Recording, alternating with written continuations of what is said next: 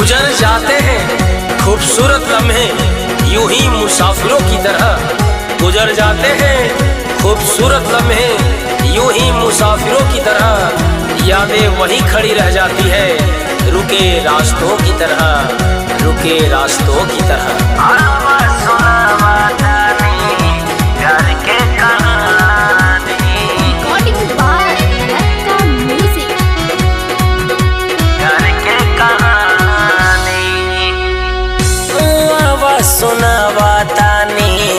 प्यार के कहानी आवा सुनावा तानी, प्यार के कहानी। जेकरा हम चाहनी चाहले दूसरा के रानी, जेकरा हम चाहनी चाहले दूसरा के रानी। आवा सुनावा तानी प्यार के कहानी, आवा सुनावा तानी प्यार के कहानी। हरे जख्म सीना आसान है क्या, हरे जख्म सीना आसान है क्या, हंसकर जहर पीना आसान है क्या।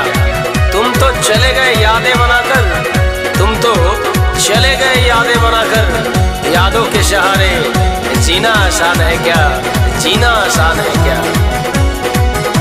प्यार के कहानी मोहनी मूरतिया ओकर देखनी हम पहिला बेरी।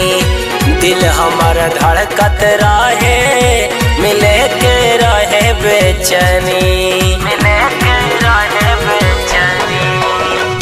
मोहनी मूरतिया ओकर देखनी हम पहिला बेरी। दिल हमार राहे धड़कन मिले के राहे बेचैनी, मिले के राहे बेचैनी। ओकर नाम कैले रहनी अपनी जवानी, ओकर नाम कैले रहनी अपनी जवानी।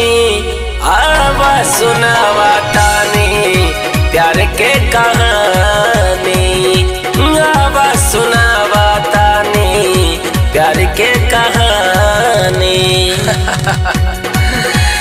टूट जाएगी तेरी जिद की आदत उस वक्त, टूट जाएगी तेरी जिद की आदत उस वक्त, जब मिलेगी खबर तुझको की। याद करने वाला अब याद बन गया है, अब याद बन गया है।